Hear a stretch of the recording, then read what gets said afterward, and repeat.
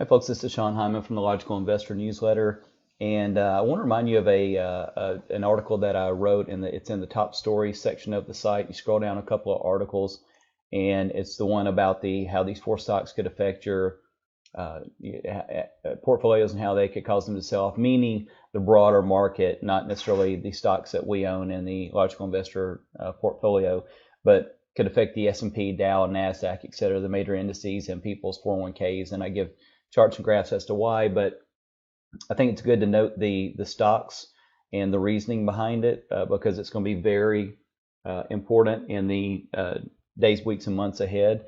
And then also, I'd encourage you to hit the Facebook and Twitter buttons and share them on your social media sites. You can go up and copy the link at the top of the page and email it to friends or however you want to do it. But that would be very, very helpful. So going on to our the overall market and what it's doing, we're back to areas that haven't been seen for a while. You're looking at them right in here. This high, the data on stock charts is messed up today, so I can't get exacts. But the high here is not quite as high as the high here. And intraday, there's been some weakness and selling off. The one thing to note too is that the RSI still, diving off. The MACD is still weak as well, and your biggest spikes have still been selling spikes.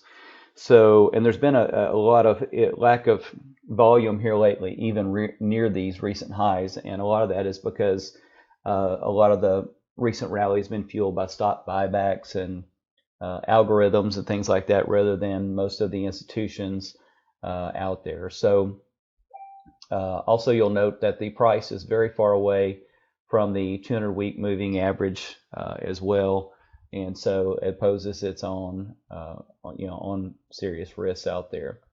So let's look at our holdings, starting with GLD. GLD is, I believe, a great place to be in a time when the market is so overvalued. It's not only a great inflation hedge, but it's also and we know inflation is going to rise with the way that oil's been rising, and oil is one of the biggest components to overall inflation because there's transportation costs that are increased associated with higher oil prices. For the goods that you buy, there's your personal higher inflation costs as you transport yourself to work, grocery store, church, etc. That makes personal inflation higher. And then, of course, there's so many of the products that we use, clothing and ladies' makeup and all kinds of different things where petroleum is a part of the making of the process of those things. So when oil goes up, it really affects things broadly for a myriad of reasons. And so that's going to raise inflation overall, and that's going to be good for gold. And so a stock market, overvalued stock market's good for gold because that's going to come down and bring gold up. Inflation and oil heading higher is good for gold. And it's only a matter of time, I believe, before the dollar comes down. The longer the dollar has remained high, the more it acts like ankle weights on the economy and really just works to slow it down. So Trump's right about the dollar is too high and too high for too long, and that the Fed has encouraged the dollar higher for longer by hiking rates and that sort of thing. And so Trump knows more about how economies work than you might think. And if you are one of the ones that thinks he's crazy because of how he pops off here and there, he loves having people underestimate him. People underestimate him all the time. That's one of his edges.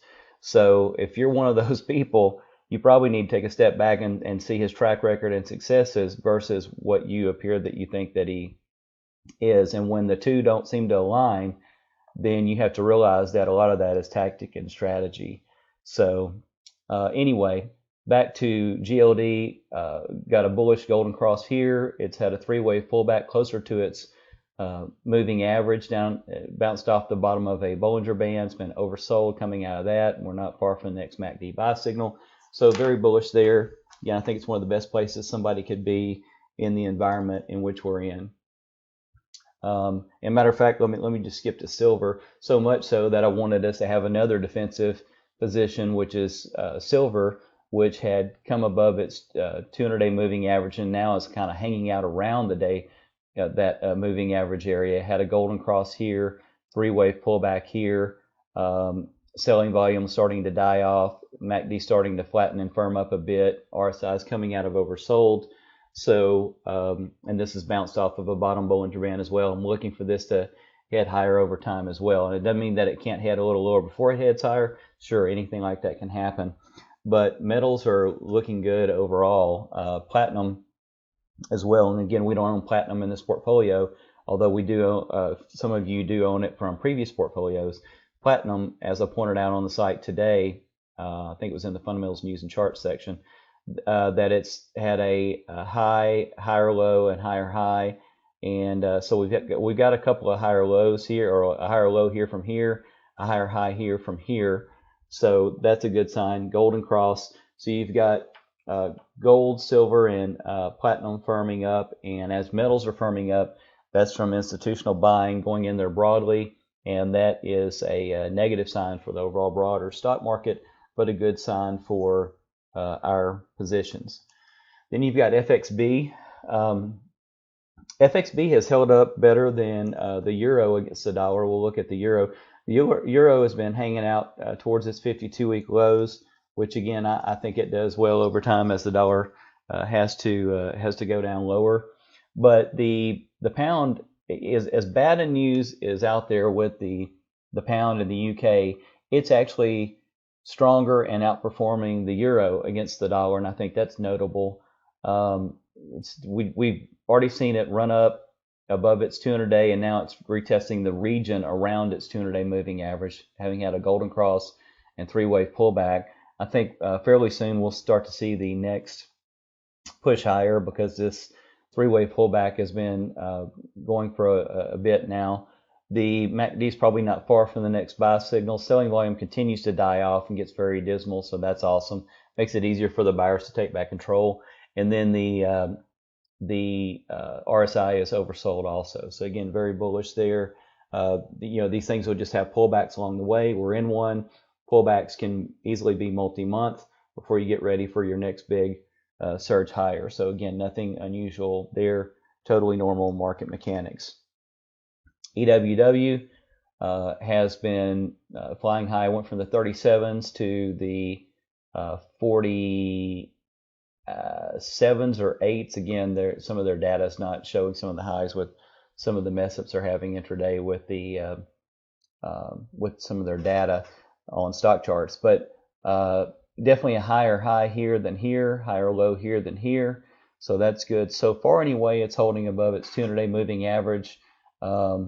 And it may be able to, because it hung out so long here just below its 200-day moving average, building a base here with which to launch out from. So this one I would say it's most likely course and paths are either that we have reached its recent low and ready for higher, or we do come back to the 50-day or bottom Bollinger Band and head higher from there. But overall, I believe that this continues higher. So liking what I'm seeing there. Then next on the list, we've got GDX. Of course, being bullish on gold. I'm bullish on gold companies. Let me get that put in right. So GDX, same thing. You've got the price above the 200-day moving average. So it crossed above it, three-way pullback back towards it. You've got golden cross here. You've got it coming off of a bottom Bollinger Band. So that's actually usually a very bullish place to be. Having crossed above the 200-day, retesting the 200-day from the upside, you've got a golden cross and you're at a bottom Bollinger Band. So that's the area when some of you have chosen to take on bullish option positions, because that's in line with one of the strategies that I teach in my book. very oversold on the RSI. So that's not an outright recommendation. That's just showing you an example of something that could potentially be. But so I see a couple of courses of action for this. Obviously, we could be already at the bottom and ready to swing higher. Of course, you can always go sideways for a bit and go higher. Or, it could try to shake out a few more people and, go down a little bit lower before heading higher. But any of those are what I'm looking at. But you see the next main move that I'm looking for is higher, no matter what happens a little bit, with wiggles in the near term. So, GDX I'm very bullish on. I think it's a great place to be in an overvalued stock market. And gold, let me get that right. Gold stocks tend to prosper when gold prospers, and gold tends to prosper when stocks in general are not prospering. So I believe it's a great defensive play. So I like that in our portfolio. We have some very defensive things like GLD, SLV, GDX, etc.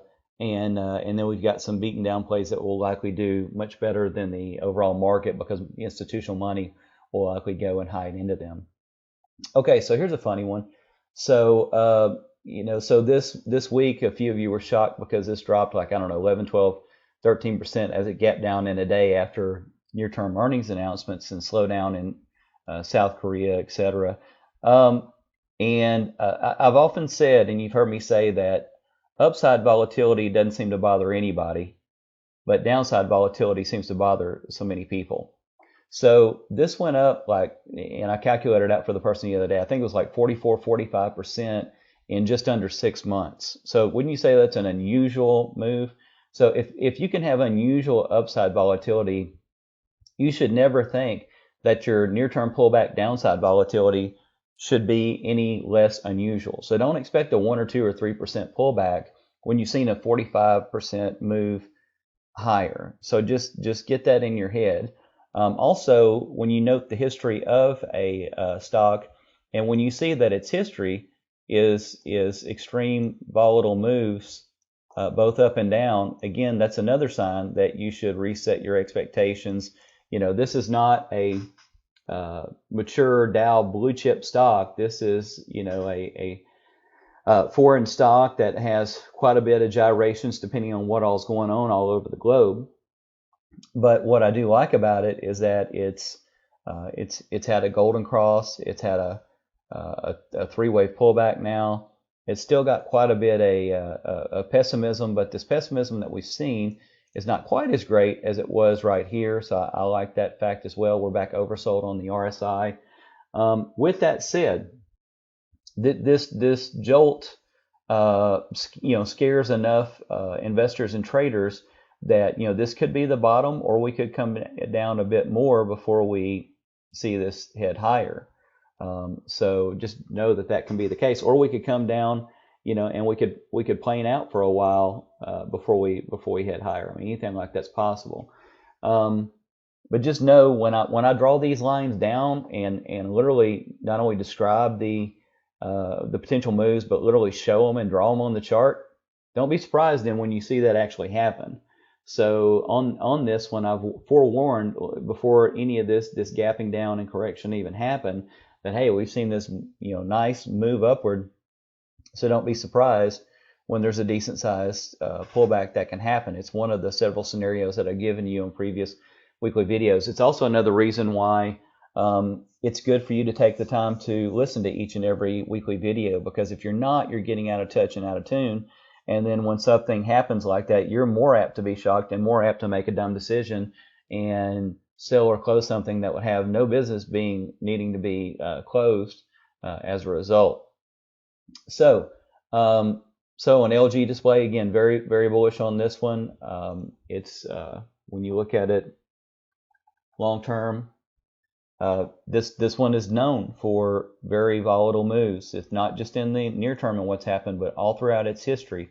I mean, you see it go from the 7s to 22s, and then you see it go from the 22s back to 7s, and then you see it go from the 7s up to 16s, almost 17. and then you see it go down to the 10s, and then you see it go up to the 18s. And so, so when you look at a long-term chart like this, you can kind of learn its personality and what it does. So when this type of stuff, these types of swings happen, they shouldn't shock you. And what is likely to happen from here? Overall, we are likely to go back to something that it's found before to be, I would think at a bare minimum, it should go somewhere back up into this area at a bare minimum. So remember, we will be up very nicely on it because of all of our averaging downs on it. Once we get back to even our break-even price on our original first position in the mid 13s, much less 16, 17, or 18. So, but with that said, could this? Let me get that. Ignore that one. With that said, could this go back a bit further before heading higher? It could. And when I draw these lines, I don't mean that it's going to go straight there. From there, there will be ups and downs along the way. You can always look at history and tell that. Also look at things relative to history, because some of the greatest bouts of volatility can be near bottoms and near tops when investors are the most uncertain.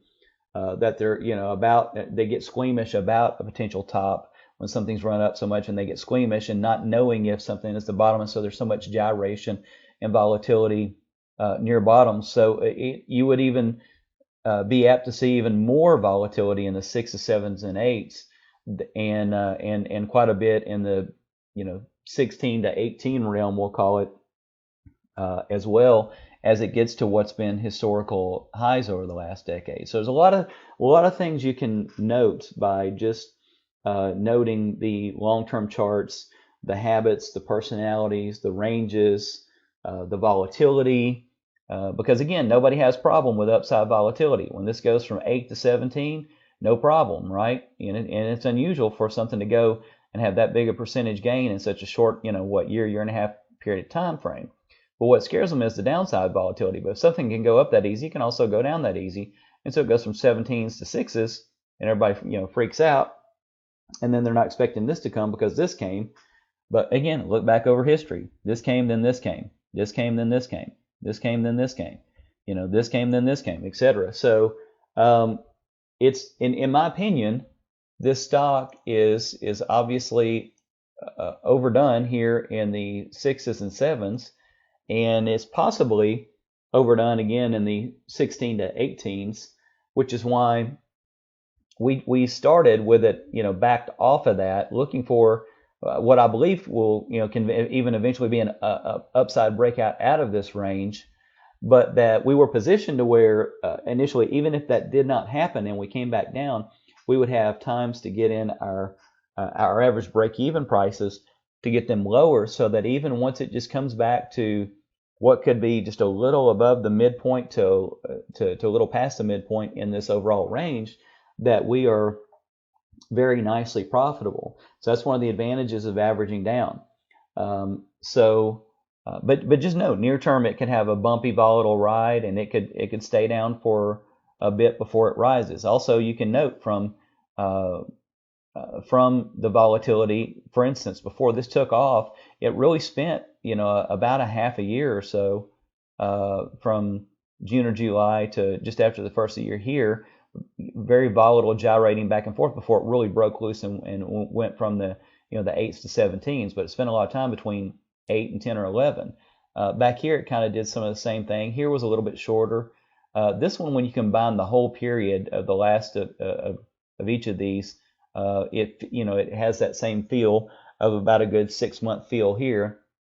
So just know anything like that could happen at this bottom, or because we have already had this bottom, then part of that time may already be out of it, and we may get to our upside sooner. But upside sooner, you never have to set expectations for.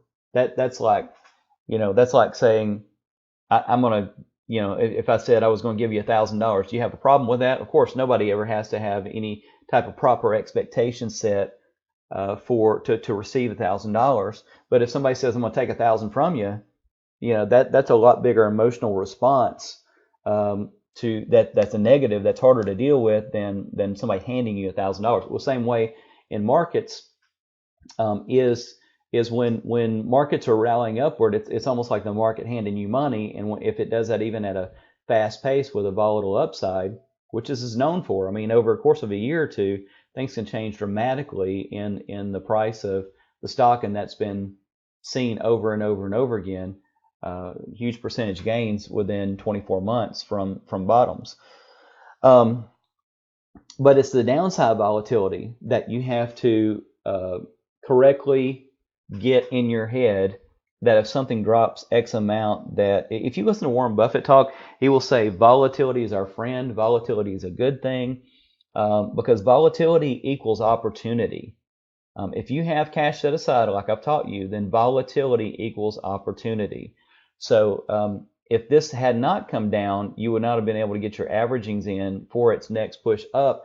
And this doesn't even have to appreciate. Like if you'd have gone all in the mid 13s, it would have to go back to the mid 13s and then up here to 16, 17, 18 to even be worth selling.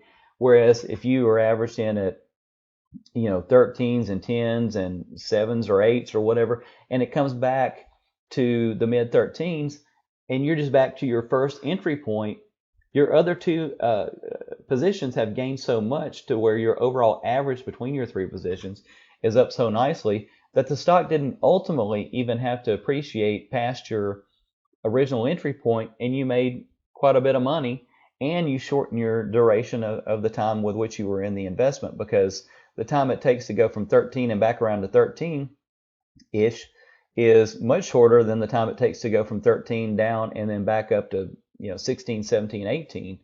So you crunch a lot of your time in your investment by your averaging down process, in addition to turbocharging your return. So you're really doing a couple of things for yourself in doing so. So averaging down is one of the biggest pieces of the strategy. You don't just average down on crap, and that's why fundamentals matter, because you can't, you could average down on Sears or JCPenney or some kind of fundamental crap stock and lose your butt. So you can't, it's not just averaging down. It's averaging down on stuff that's fundamentally sound and already starting off before entering it fundamentally cheap and at prudent technical levels. And so we get the technical levels from big percentage drops, and also where it corresponds to big supports in the on the weekly 10-year chart, and that volatility, the downside volatility, produces huge negative sentiment, and negative sentiment is in our favor, because negative sentiment is when people are usually misjudging a stock the most and becoming the most emotional, and those are the opportune times where value is created, where there's a difference between what something really is valued at and what it's currently priced at. Price and value are not always the same. If you go to college and you hear these efficient market hypothesis classes taught by professors that are broke and don't know anything about how really markets work, but they just know about textbooks, then you will always believe that price and value are always the same, and that's always the case. But that's the dumbest thing. Have you ever had people heard of people buying houses in downturns and then selling them mere years later at massive, unusual size profits? Well, the reason why they were able to have unusual size returns is because there was value there that a lot of people didn't perceive relative to the price. The value was much higher than what the price was currently at, and so that arbitrage of them taking advantage of that gap is where the true value is. But if you listen to those broke professors, they'll tell you can never you can never beat the market, you can never beat inflation, stock prices are only random, you can never know what they're going to do, all this kind of junk, when we've proven over the years that you can, there is a strategic system that you can deploy that does give you a great long-term edge. Now, nobody knows for sure hardly what's going to happen over the next week or two or month or two or whatever. The near term is cloudy, and that's why it's very tough to be a near-term, short-term trader. However, projecting what's going to happen over the next 2, 3, 4 years with our system is not cloudy at all. And then when we diversify that over a number of different stocks, where that portfolio goes on average is even easier to predict and to see over time. So it is not a gamble. It is not a speculation. It is not luck. It is strategic, and it is stewardship. So BBBY. This one is another one that that people have gotten shocked with when it has its volatile moves. But keep in mind, it is no stranger to volatile moves, both to the downside, see that big gap down there, and big boost higher to the upside, where it went from 10 to 15, 10 to mid 15s in no time.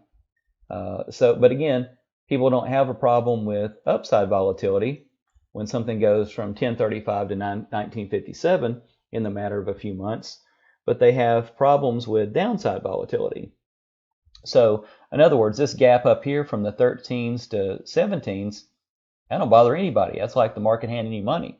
But then when the market fairly quickly goes from 19s to 16s in a really short period of time, number of days, then that scares the pants off people, and it shouldn't, because if a stock can go from 10 to 19s in just a matter of a few mere months, then why should you think its downside pullback volatility should be any different? So it's a matter of, in other words, you don't get shocked if you have proper expectations. If you have misaligned expectations, then you're going to have shock and disappointment and fear and so forth. So that's why my constant job is to get you to be mindful and have properly aligned expectations. I used to think that if I gave everybody my tools, my tricks of the trade, my strategy, and spelled it all out, that they wouldn't need me, or they would just do good without me or whatever, and maybe it would affect things long term for me or something like that. And the longer I've done this, the more I come to realize that even if you tell everybody exactly what to do, and you set them off on their own, and you give them a long enough time frame, probably about 8 out of 10 of those people are going to end up in the ditch with the correct system. And why are they going to end up in the ditch with the correct system? Because they got emotional, and because they forgot the psychological side of things, keeping their mindset correct. And so that's why I spend a lot of the weekly videos, and even sometimes in the monthlies, discussing the psychological, the mental side of investing. And the mental side of investing has everything to do with patience. It has everything to do with proper expectations. It has everything to do with giving things the amount of time needed for it to work itself out. It's to build in the expectations to expect pullbacks and downside. And some downside pullbacks will be volatile and quick, and it doesn't have anything to do with the bearing of how the company's doing, or what the company's going to do in the future, or or anything like that. Some of the big volatile moves that we had in the past, man, this thing, here we go. Like with Foot Locker, this one was very volatile. Let me back up even further. And had just been diving off the map, in what people saw as the retail Armageddon, and had an ABC downtrend, went from 73 down to 27 here, and people thought, oh my gosh, it's never coming back. And especially when you have some of the big gaps, like right here, where this went from the high 60s to the high 50s in a day, and then you have another sizable gap right in here, where you're in the high 40s, and it gaps to the high to mid 30s in a day. People think, oh my gosh, the company's over, but then this happens, and it goes from 27 to 67 in from November of 2017 to something like March of 2019. So I haven't added that up, but let's say I call it a year and a half or less. You've you've actually more than doubled the money off the lows of what something has done there. So what something has done and how volatile it is on the downside has nothing and no bearing with what it'll do in the future, with the exception of it's got to be fundamentally sound and fundamentally cheap. If it's fundamentally sound and fundamentally cheap, then its likelihood of doing this in the future is very great. Now, it may not do it in this type of steep trajectory. It might do it, in some kind of slower trajectory. All advances off bottoms aren't V-shaped, but they can be more U-shaped, where you go down for a while and you hang out for a while, and then they start heading up later, or they can be a slow recovery of. I mean, there's all kinds of ways that stocks can go and respond back higher to fundamentally realign themselves, because you can expect the stocks to overshoot to the downside, which means they'll reset back to something more normal once sanity is regained. And you can also expect stocks to reset to the downside when they've been so crazy to the upside. One of the bubbles that's likely bursting right now is Xilinx. Xilinx had just gone nuts and gone from 68 to 141s in no time. The price was bubble because we can tell this steep angled line versus what is more typical. So we know that's a bubble because of that steepness of that angle. We know it's a bubble because of the distance the price was away from the 200-week moving average, even though that 200-week moving average was climbing very fast. And so we start to see the breakdown here where this gap down happens and even goes much lower over the next trading session and puts it down something like, I don't know, I forget what it is, 13, 18, 16%, whatever it is, in a day. So just massive gap down, and that bubble has just started to burst, and it'll have probably some gyrations and rallies up along the way or whatever, but ultimately, it's going to likely head far lower than its 200-week moving average. You can see people panicking, bailing out big time right in here. You can see declining technicals there. You can see declining technicals here. So it's all kind of stuff that's been warning about it. But the biggest thing is the steepness of the angle here improves the bubble, and the price between here and the 200-week moving average shows how severe the bubble is. And again, this doesn't feel risky until the risk is actually being felt and the big gap downs happen. So don't confuse feeling or what it's doing or the news media coverage with the lack of risk. That would be the biggest deception you would ever be gullible enough to fall into. So don't, and that's why I love technical metrics, where I can see the steepness of angles of long-term weekly 10-year charts, and where I can look at the price relative to 200-week moving averages, because those are unbiased. They're just number crunching metrics, and they don't have biases. They're not overly bullish or overly bearish on a stock. They could care less what sector it's in. They're just number crunching what any type of stock or asset is doing. So it wouldn't matter if this was a railroad stock or a tech stock. It would be treated all the same technical wise. And so it has no built-in biases.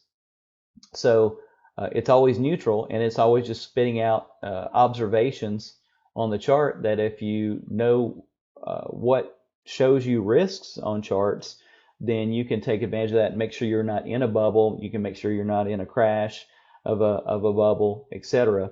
So it keeps you out of a whole heck of a lot of trouble that a lot of people would get sucked into.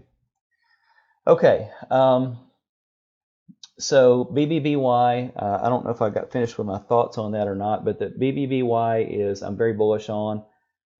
It has had some pullback, which is needed to have some pullback. Again, it went from the 10s to almost 20 in just mere months, so it's needed to pull back, and that pullback could go even further. I'm not saying that it couldn't or won't. We may be done with it, and if we are, again, no new expectation needed there. It could go sideways for a bit before it heads higher. Again, a little patience is needed there, or it could decline further in the near term. And again, that would not be unusual for something to go from 10 to almost 20, and for that to not correct severely before heading higher. If that would not be a possibility of your expectation for that to be a possibility, then your expectations would just be clearly off.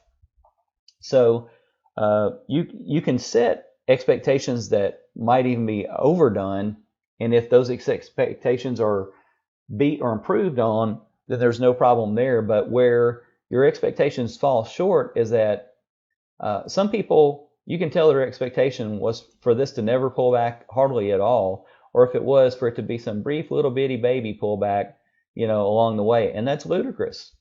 So when their mental expectation in their mind is that for there to be just little baby pullbacks and this thing to almost go straight up along the way, those improper expectations are what screws investors up. So if something happens like this or even this before heading higher, they're all out in left field, and so it's imperative the pro keeps their mind right, the pro keeps their expectations right. And you say, well, I'm not a pro, I'm a teacher, I'm a doctor, I'm a lawyer, I'm a whatever you, plumber, electrician, whatever you are, IT person.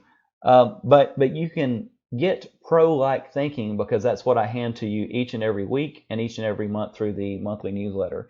So you can have an institutional mindset and still do another profession because I fast track your learning, and on a weekly basis I talk to you how institutions think and talk. So if somebody wears off on you through the years and talks to you like that week on week in, week out, month in, month out, for that long, you can develop and wear off on you an institutional mindset. And then you're going to need to stay attuned and with that institutional mindset, because if you get away from that talk and away from that mindset, you're more apt to gravitate back to your old ways of thinking over time. And that's why I say I'm convinced that if I just turn people loose with my system and they didn't have me talking to them regularly, they would screw themselves up by their own the way they would let their own thinking veer off the road into the ditch, and the way they would allow their emotions to go haywire and not control those and not to set proper expectations. And then when something dives, they don't have the confidence because they're looking at what they see on a chart, rather than their confidence being in the soundness of the fundamentals and the cheapness of the fundamentals. So if the fundamentals are sound or cheap, I don't care if this happens. I mean, I don't jump for joy. I don't prefer it, but I don't lose a week of sleep if this goes from 19 to 10, because I know that sooner or later this is coming. And so if you know this is coming at some point, and it might happen in 6 months, 2 years, 3 years, in rare cases, fourth or fifth year. But if you know that's coming, then why does this scare you? If this shouldn't scare you, this should excite you, because if something goes from 19 to 10, then you've got all the opportunity in the world to have, lower break-even prices, to where, let's just say you'd gotten into this stock here, and then you average down here, and you average down here. By the time it gets back to here, you're already at your overall break-even, and then by the time it goes to here, you're more than up on it, and the stock never had to go above your original entry price. And I know these aren't our entry prices. I'm just giving you a fictitious example.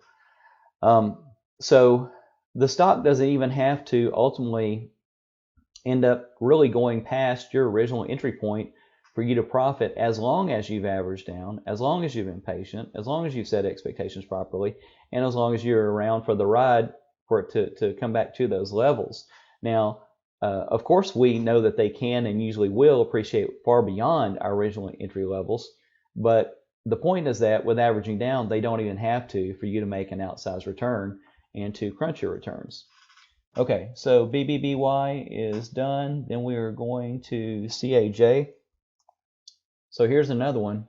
I don't know why it doesn't want to highlight that the first time around. CAJ is another one that I had set expectations on that a few people freaked out over. And I said, okay, this has gone from 25.72 to 29.91, so almost 30. So from 25s to 30 in just a few short months. So that's a lot of largely upside activity. It's its first time in a long time above its 200-day moving average, which usually many times is not sustained above the first time. And it hasn't, had a decent sized pullback in a bit. So I've said it could go sideways. It could have some type of deep pullback, and I've drawn these before, or of course it could be some shallow pullback before heading higher. And any of these type scenarios can happen. And I'm not saying like, so don't get hung up on that little level right there. I'm not saying they can't go much deeper even before they head higher. But my focus is not on the pullback. My focus is on the long-term fundamental strength and the cheap fundamental valuation. That fundamentals don't stay cheap forever. So you don't eternally stay in a state of cheap PEs. So what happens? The price increases relative to earnings, and the price goes back to some at least mid-range PE level, if not a high PE level one day.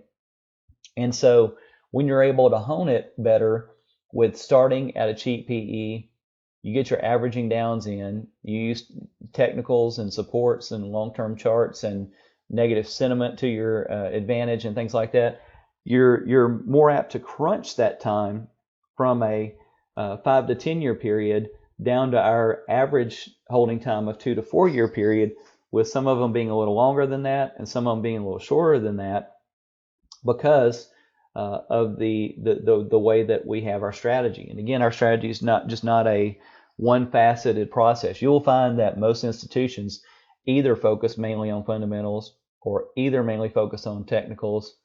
There are some that focus primarily on sentiment. Sir John Templeton was a big sentiment investor. So, but there's very few people that combine the benefits of all those. And then many institutions do average down, and it took me a little bit through my career to learn about that, and that's why I've taught it for probably the last, I don't know, 6 or 8 years, even though many of you have only caught on to it since you have been part of the Logical Investor. Because I never saw it taught anywhere, and I don't recall reading it in any financial book, even from any guru that I've seen, but just in watching how Warren Buffett bought and did, and knowing that he's a horrible market timer. In other words, he's not a technician by any chance, but how he does very well over time. He has faith in great companies that he's buying that are already cheap, and when they go down, he's glad, he's happy, because that downside volatility and negative sentiment produces opportunity for him. So volatility equals opportunity, not volatility equaling fear, volatility equaling opportunity. And so he buys in. And why is he able to go in there and buy in when everybody and their mom is selling it? Is because he's focused on fundamentals, how strong the company is and how cheap the company is fundamentally. And that's what gives him the confidence to buy cheaper and cheaper, knowing that one day this happens, and nobody can say if this happens in 6 months, 2 years, 3 years. It's usually not going to be something really long, because you're usually not going to go through some 7, 8, 9, 10-year period before something comes from extremely cheap average PEs to a mid-range level PE. So, and with our averaging down, we crunch that even more. So that's where I get our average of 2 to 4 year holding period. So just know that this pullback, this volatility up, is no different than this volatility down. It's just that you don't have to mentally prepare for this volatility up, but you have to be prepared for the volatility down, and just knowing that we've got a fundamentally solid stock. Also, it's worth noting that this selling spike here was not near as big as this selling spike here. This one here so far is not as big as this one. So the sellers are still getting wrung out, and the selling has less conviction, and so that's all a great thing for us. Then we've got IBM. So on this one, volatility to the downside and the upside happened, and volatility was our friend. So the stock dives from 150 to 104s, and people think, oh, sorry, stock never coming back, blah blah blah, and then all of a sudden goes from 104s back to 145s. And by the way, so when something goes from 104s to 145s, what have I taught you for a while? If IBM can go in the span of 3 or 4, 5 months from 104s to 145s, do you think that it would be anything unusual for IBM to do, say, something like this before it went higher? Now, I'm not saying it will do that. It might hang out above its 200-day moving average and then head higher. It might have some kind of shallower dip than that, closer to the region of the 200-day moving average before heading higher. Anything like that's possible, but you don't really have to set much mental expectation and preparedness for a sideways move or higher. Or if by chance this thing were just to continue higher after this more recent pullback, that doesn't take much mental preparedness either. So you can pretty much X that one out. You can pretty much X this one out as long as you got a little bit of patience. But where you have to have the proper mindset, especially is if the stock travels this road right here. If the stock travels this road right here, and I'm not saying 120 would be the bottom or whatever, it could be higher than that, lower than that, whatever. But I'm just saying it's likely much higher than whatever this is, 104s. That this is the one where you have to, if this route is taken, and ahead of time we don't know which of any of these type of routes are going to be taken. We know that the long-term route will be up, but in the near term, any of these things can happen. So the one that you would need to mentally prepare yourself for the most is to know that if stock can go from 104s to 145s, it would not be unusual to see some profit taking happen and that stock go from 145 to 120, 115, whatever, some kind of something deeper pullback before heading higher. So just know that that can happen and would not be unusual to happen. It's normal market mechanics in any of these situations. It's just some of them have very little mental preparedness needed, and some of them have a little more or a lot more mental preparedness needed depending on the path that it takes. So people get caught up in these big up moves expecting no different to happen. For some reason, their mental expectation is just for this thing to just keep going up. Just like when this is going down, they expect it for some reason to just keep going down, and go from 100 to 90 to 80 to 70, etc. And but markets don't typically do that. They, after big advances, many times they have big pullbacks or big periods of consolidation and before they advance onward again. So just know that is how markets typically work. So again, very bullish on IBM and what I'm seeing there. Very thrilled with it, and believe it will do very well over time. Then we've got KHC. So this one has had a new CEO installed. It's Warren Buffett shaking up the board, so it's getting some new board members.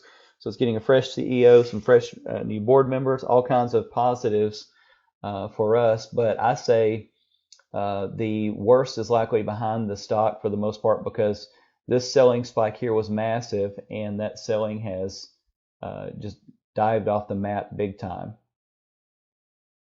So it's huge. But with that said, sometimes when you had a big gap down and kind of a trading water sideways, sometimes you can have kind of one last hurrah to the downside before you head higher. So again, do realize that can be the case.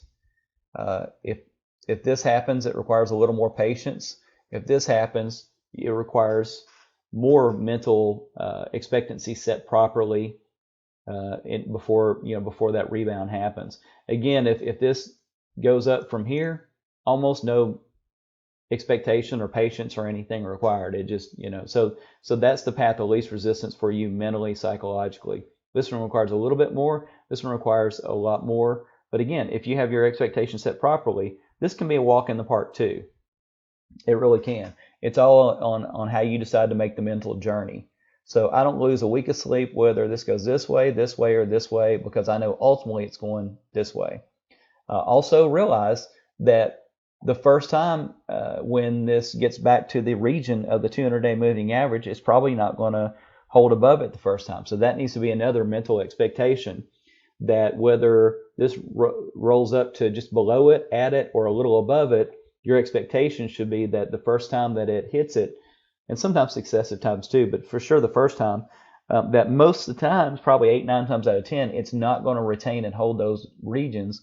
And so expect a mental pullback to something closer like a 50-day moving average, et cetera, before heading back higher. And then for there to be an eventual time where the stock rides and holds above the 200-day moving average. So it's all about having properly set expectations. Again, I'm very bullish on Kraft Heinz. I think the new CEO the new direction, the new vision, the new board members, etc. Those are all generally positives for the stock. Warren Buffett has incentive to get the stock up, and I believe he and others will do that. The company, obviously, people get, new CEOs and stuff like that usually get stock options and all kinds of stuff. They got huge incentive to get the stock up as well. Same thing many times with board members, etc., and other C-level execs. So there's a lot of people that have a lot bigger stake in this thing, that have a lot more incentive to get up than the 100 shares that you've got, or the 1,000 shares that you've got, or even the 10,000 shares you might have. These guys have, hundreds of thousands of shares many times, if they've been at the company a long time, that they've got at stake, and they've got a good bit of their net worth tied to them, and they don't want to see that go to pot. So they have huge incentive to see it head higher, and you are the beneficiary of that, because they are working tirelessly night and day to get that stock price up for themselves, but you are the side beneficiary of that, of their hard work. So when you are a shareholder, it's like you've got a team of people working for you on your behalf, even though they're not, they are directly working for you in that you're a shareholder, but even if they were only purely selfish motives trying to get the stock price up for their personal benefit and for their job's sake, it would still benefit you just as much as if they had you in mind first and foremost. So there's very little downside to being a long-term shareholder in solid companies that are fundamentally cheap. So E, which is ENI, has had quite a run, and this is one where I've told you, hey, it's been awesome that oil has come back a good bit, and so has ENI. So again, a lot of people got scared out of the pants.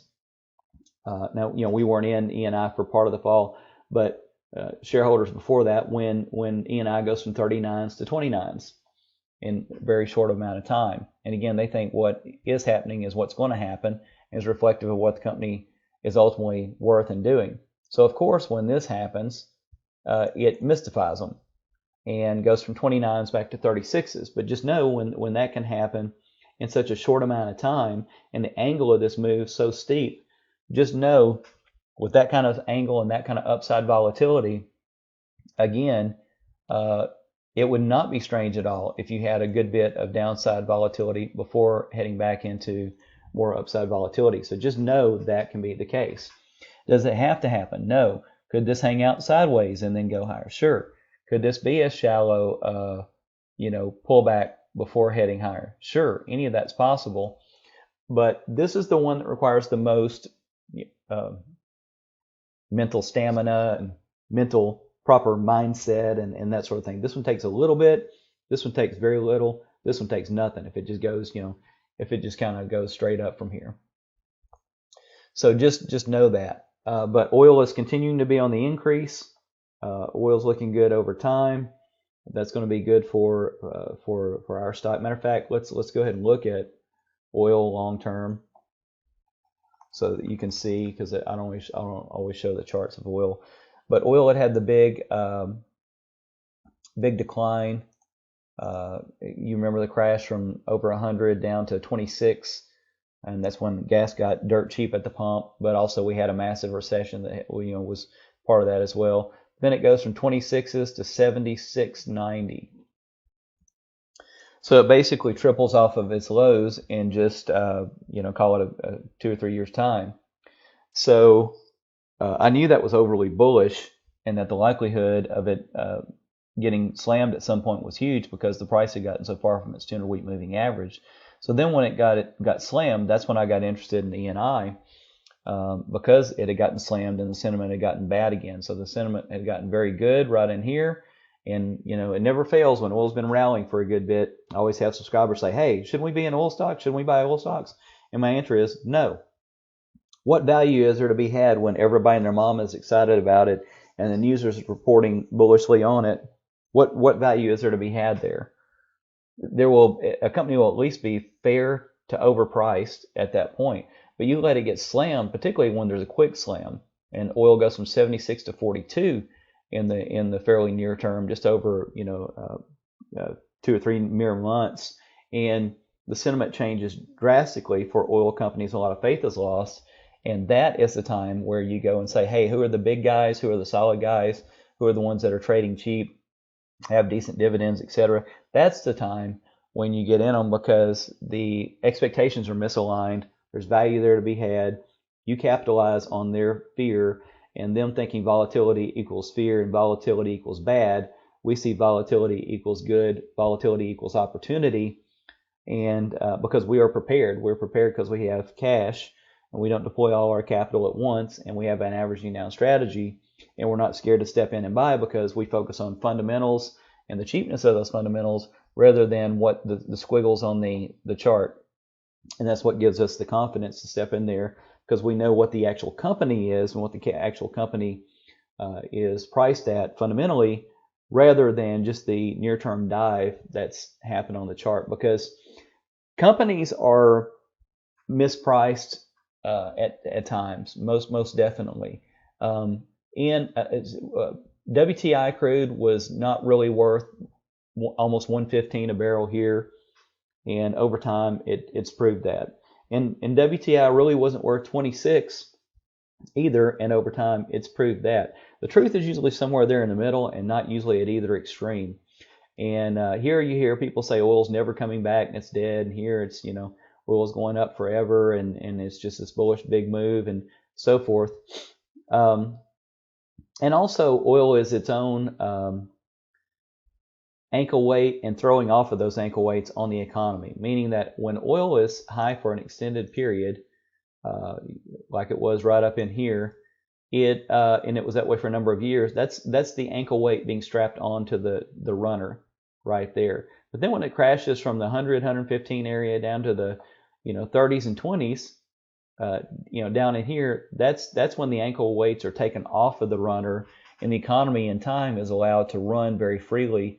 Once again, at a better clip, and oil recovers, and I believe that uptrend will has a lot more to go. I believe we're early in on that. So if I have this counted correctly, and I could always be wrong, but I believe this is obviously A, B, C. So this is obviously C down here. I believe this is a long range wave 1, and I believe this is wave 2. This is probably the bottom of wave 2, and we're in wave 3. But just know we also could experience something. Let me ignore that one. We could always experience something like another pullback lower before heading higher, and just know that would be not unusual either. So if it does, then you just get averaging down opportunities in an asset, in this case an oil stock, before it heads higher.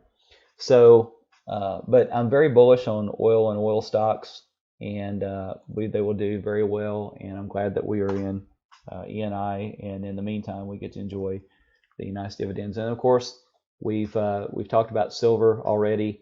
How I believe it's bottom. And here's your, on a daily chart, this is probably a wave 1. This is probably a wave 2 heading into a wave 3.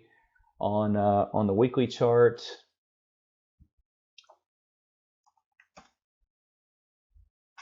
which this one is probably easier to see on log scale. Depending on whether I go log or not log is really just depending on what shows me the waves more clearly and accurately. But in my opinion, this is what you're looking at for silver SLV. Here's your ABC. Your C ended just before 2016. Here's your wave 1. And then here is like a very complex wave 2 that spanned several years, with a higher low here at 1311 than the ultimate low here at 1304. So even though, this is a higher low than here, so this is technically your uptrend, wave 1, wave 2, and then I'm looking for wave 3 to go quite a bit higher, much less 4 and 5. But at the time, you have to realize, to the masses, it feels like silver has done nothing, because it has spent so much time, for the most part, in this range, with a little blip above it. But so for them that have held it a while, it feels like that hadn't done anything. But the early stages between the lower parts of wave C, 1 and 2, always feel that way, almost always. Every once in a while you get this crazy wave 1, and then something sustains higher, and your wave 3 and all that. But it wouldn't have felt that way. In other words, if it had done wave one, and then you had some more shallower pullback, and then it hung out, for a bit, and then it went higher. That one feels a little better because the new lower highs are so much more notable and higher. But whether it had done this or whether it's done this, there's still just as much uptrend and bullish. It's just this one feels better than this one, but they're both still the same as far as wave count and what's going to happen in the future.